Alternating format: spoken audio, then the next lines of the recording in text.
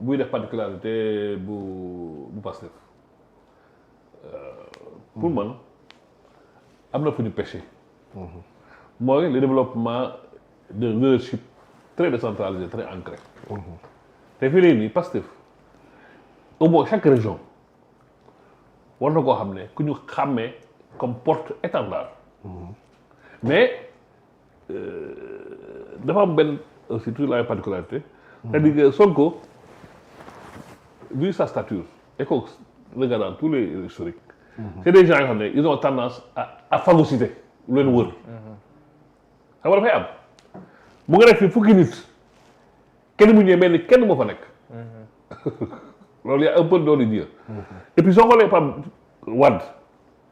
Wade c'est vrai que c'était l'alpha et l'oméga mais au moins Wade son parti au départ c'était benn une bande très solide. mooy base bi. foo wax Wade ñooñu même ils étaient même plus bouillants que Wade. Fuuf. waaw il était même plus le gars de Thiès là Babacar Sall. benn bloc très homogène. benn bloc bu Babacar Sall. c'est-à-dire Wade avec ce bloc très très homogène autour de lui. ñoom Ablaye Faye. et puis Sonko aussi dafa am benn particularité tey bu ñu def benn sondage. tu vas voir des militants des sympathisants de Pastef. qui sont plus convaincus que les militants de Pastef. Parce qu'en fait, le militant c'est quoi? En général quoi, je veux dire. Le militant en général c'est la carte. C'est la carte. Mais le converti, li may converti mooy koo xam ne daf ko gëm ci xëy na soxla carte. Ça c'est l'idéologie. Il y a des gens yoo xam ne ils n'avaient pas besoin de carte. C'est une conviction qui va de soi. Puis Sonko aussi yàlla may na ko ce langage direct sans escalier. moo tax chaque fois bu tàng ba tàng. il a besoin de ce bain de foule. si li koy revigorer la. c'est parce que de son moteur. ti ñooñu soo xoolee la plupart des gens qui répondent à Sonko mais c'est des gens anonymes c'est des gens anonymes. Ils répondent pas Sonko li ma gën a neex mooy la dernière fois le meeting du 8 là.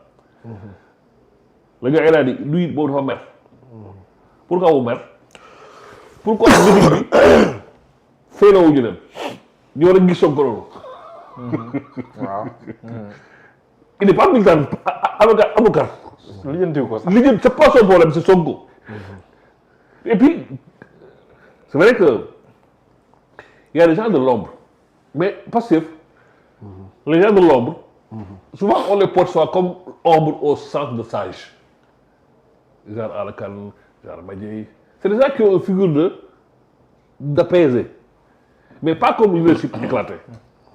Man je vois plus Sonko omni et il a toujours dit il faut aussi que à un moment donné Pastef travaille sur ce leadership là éclaté loolu aussi faille bi depuis que Pastef a pris le pouvoir mais Pastef ne vit plus. est-ce que Pastef nga dund terrain bi. c'est les gens de pouvoir mais Pastef n'est pas sur le terrain. Pastef a loolu mooy le problème yëpp Pastef a déserté. alors que arrivé au pouvoir c'est vrai qu'après un temps de flottement c'était l'occasion dugg ci euphorie pour vraiment s'enraciner. gis nga loolu Pastef su ko defoon c'était la meilleure façon de préparer les élections locales. Il y a un an Pastef aurait dû s'y mettre dans cette dynamique là dafay créer loo xam ne benn euphorie la mais foofu ils ont failli côté boobu. on a beau dire comme tu dis un peu c'est vrai en partie mais quand même Pastef c'est Sonko. c'est que amul boo fi génnee tey Sonko amul kenn ku fa am envergure mu neex mu naqari peut-être c'est des gens qu'on connaît. comme Malick bi kenn amul kenn ku fa am envergure amul kenn ku am boobu attachement social. ak nit ñi alors que on est en politique c'est pas le management boo xam ne dafay gérer entreprise nit ñi soxluñ ko xam lu ñuy xam lu ñu soxla son chiffre d'affaires c'est pas la même chose. Sonko c'est le politique foofu ñu ko gis et puis dafa am un rapport de presque mystique entre lui et les gens gis nga saa woo foogee ne Sonko bi ñu naan daanu na su wootee su wóolu ëppale nit le 8 il y a très peu de gens qui croyaient que dina dajale autant de monde on savait qu'il va mobiliser. Mais pas autant. Et chaque fois boo nee Sonko daanu na jour boobu lay gën a am mais cette force est en même temps une faiblesse. Je pense que Pastef même comme tu dis loolu Bara wax na ko keroog. beaucoup plus diplomatique. déedéet bu Sonko tolloo fii c'est que nit ñi liggéey. mu toll jox ko. waaw moom laa wax léegi c'est une réalité. mais peut-être ces réalités aussi dafa am benn coïncidence historique. Tu aurais pris 100 000 personnes. Tu les prépares ils n'auraient pas atteint ce que Sonko a atteint. Il y a aussi du génie personnel loolu yàlla moo koy def. on ne peut rien. tu as boo yëkkati leen tingoom leen ñu mel ni man dañuy dem ba ci kaw daal c'est vrai. mais tous les partis là c'est comme ça en fait. ñooy créé lu ñuy mais lu ñu dem pourquoi eux ils partent pas et pourquoi Sonko yi part c'est ça la question. Ouais. Pourquoi demuñu pourquoi Sonko dem. Et Sonko à un moment donné tu vois léegi day def benn dichotomie les gens qui le suivent et ça la particularité aussi ñi koy suivre les gens ne les voient pas comme des militants. xam nga meeting affaire de militant la wala symbolique folklorique loo yële fii kërëb mais ñi doon Pastef les jeunes là on les voit pas comme des militants on les daa mel ni ñoom ak Sonko ils ont passé un contrat et ce contrat là même transcende le Pastef ce contrat et dans le tête c'est pas avec le Pastef qu'ils ont affaire dans le tête c'est avec Sonko qu'ils ont affaire soo xoolee tout le mouvement là depuis Diomaye comment les gens réagissent comment les gens réagissent c'est la personne de Sonko Diomaye fa nekk aussi ñi commencé gis seen photo di dagg photo bi ñi commencé découper donc ñu naan tàmbalee Sonko yam. c'est non c'est ça xam nga aussi chaque parti day am réalité et puis aussi non seulement chaque période day am nit koo xam ne tu vas jamais comprendre peut-être dans 30 ans 40 ans on va se poser encore des questions tu vas jamais comprendre comment cette personne-là partir de rien est arrivée à tel point. Ouais. Et ça c'est comme je dis c'est les méthodes c'est les gens qui passent. Et tu vas pas expliquer. C'est pas la nationalité 1 plus 1 égale 2 non c'est pas rationnel tu pourras pas comprendre tu vas beau expliquer tu vas passer à côté. Tu réunis les plus grands sciences politiques moi j'avais des amis qui commençaient à réfléchir un peu sur ça c'est des professeurs universitaires qui étaient ñenn ñi ils sont au Québec ñenn ñi ils sont au Maroc ñenn ñi ils sont à Montpellier ils ont fait Sonko objet d'étude mais tous les 6 mois ils étaient un peu déconcertés ils remettaient en cause le postulat de base sur l'approche Sonko chaque fois qu'il y a un événement ils voient un autre versant et le postulat de base est de chaque fois remis en question donc comme j'ai dit c'est normal c'est pas pour moi du Sonko il y a une part de bon peut-être c'est d'irrationnel. Pour moi il y a une part d'irrationnel il y a une part de et c'est là aussi qui fait l'histoire tous les grands hommes que ce soit le prophète que ce soit keneen ak keneen un homme lambda ne pas faire certaines choses puis dafa am ñoo xam ne peut-être comme je dis par génération wala par ère c'est des gens qui c'est comme s'il y a une mission dégg naa président Abdoulaye Wade amoon na lii de am déet. non Wade l'avait mais Wade ak Sonko Wade c'était l'image de grand-père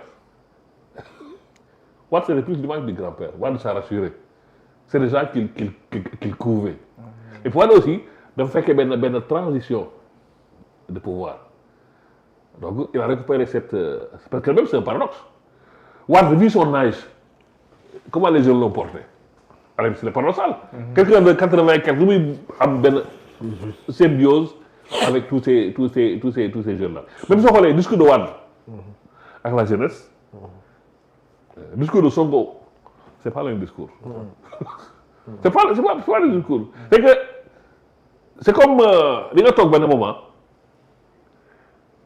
si ma doon am y a beaucoup de gens ici am koo xam ne moom ngay sukkandiku mooy le problème ton regard cherche cette personne-là c'est comme si Sonko cherche les jeunes cherche cette foule-là quand il y a un problème et là c'est pas une affaire de parti foofu tamit je suis en désaccord. non je suis d'accord non parce que booy wax naan c'est pourquoi on est là. cette dose non c'est pourquoi on est là. cette dose de non d'irrationnel.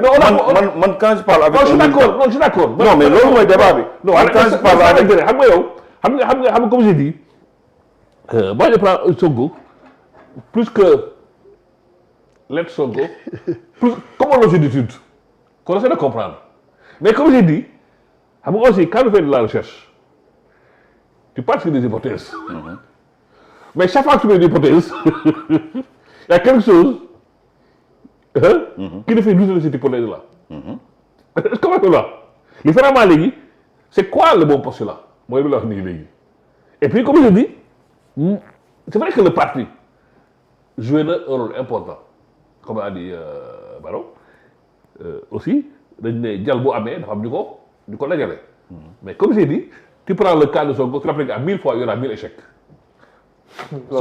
loolu Vito ngay wax de nee na gars yi kon léegi comme ñu recréé Sonko.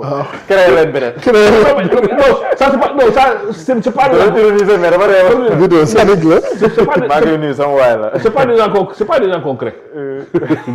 c'est des gens. mais nag nit naa itam am na mérite. non bien sûr je ne leen naa war a mérite mais xam nga comme li xam nga dafa am mbër bu neex a àndal. waaw c'est vrai waaw bu neex ne boo téye ak bu neex a suba. mais n'oublions pas que mbër mi non sans les gens mi dafa dem ñu daan ko muy liggéey ba egg si man je préfère le taux de rationalité mooy quand je rencontre un militant mënuma xaw ma lu ma toppee Sonko kooku aw ma mënuma waxtaan ak mënu sore moom non mënuma lu ñuy waxtaan alors que bërki démb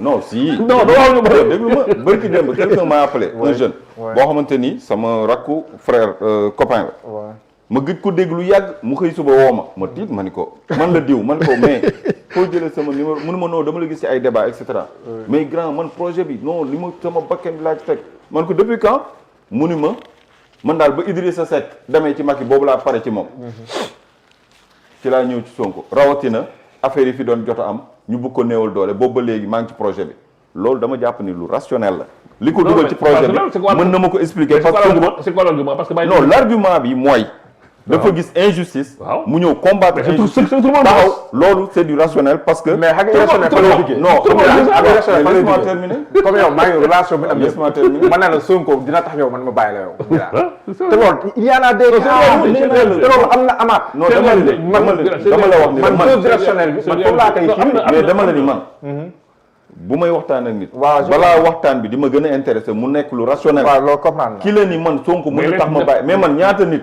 par exemple manqué nañ ma de respect ndax Pastef injurié nañ ma def nañ ma loo xamante ni Pastef moo ko waral parce que ils sont pas avec peut-être gis nañ ni man sama discours c'est pro Pastef mais ñu manqué la de respect néewal la doole wala je ne sais pas ak yeneen yoo xam tardel na la juste parce que yow da nga am orientation ñoom ñu bëgg nga xool fi ñu bëgg yow nga bañ a xool foofu bokk ak ñoom pensé mais dama ni quand quelqu'un me dit que lii moo tax ma dugg ci Pastef kooku damay jàpp ni kii li tax mu dugg pour mu génn dina jafe lool ndax daf ko teg ci lu rationnel ki ma wax ni dama daan topp oto Idrissa Seck tel lieu ba tel lieu muy ay kilomètres di daw ni ma benn leader laa ko mës a defal muy Idrissa Seck ba ma ko bàyyee dama dugg ci Pastef ndax ba mu defee lii moo tax ma ba ko vous comprenez am na ñoo xamante ni tey mais bi ñu gisee ñu naan ay affaire Sweet Beauté mais dañu àndoon nag Sonko ñu ni banañ Sonko ñooñu noonu tey am na ñoo xam dellu si waatuñu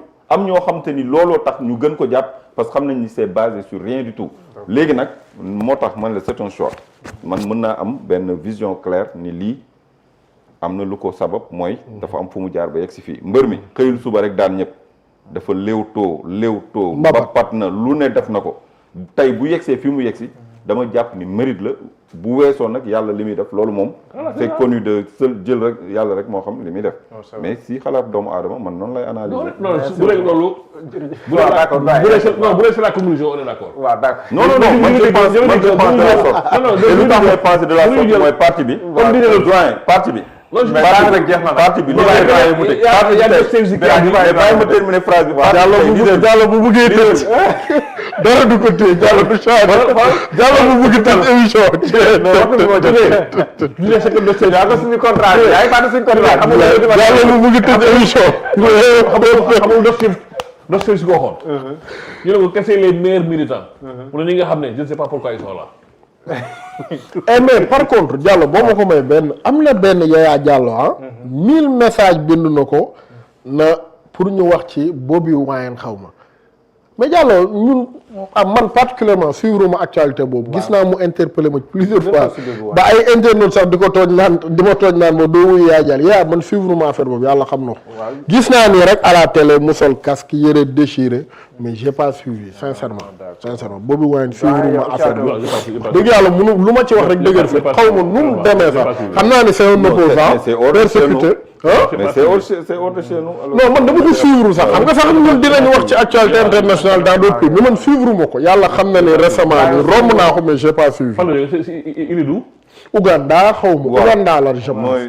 c'est un opposant. c'est que dañuy wax ni dafa bëri lu mu ci li ñu wax. benn Sonko mais yàlla xam na ne suivre benn Sonko waaw je pense qu'il était activiste. est-ce que yàlla parce que dama gis benn oto gars yi bloqué voilà gars yi bloqué ko ci tali bi et tout mais man suivre pour en parler il faudrait. suivre ma yàlla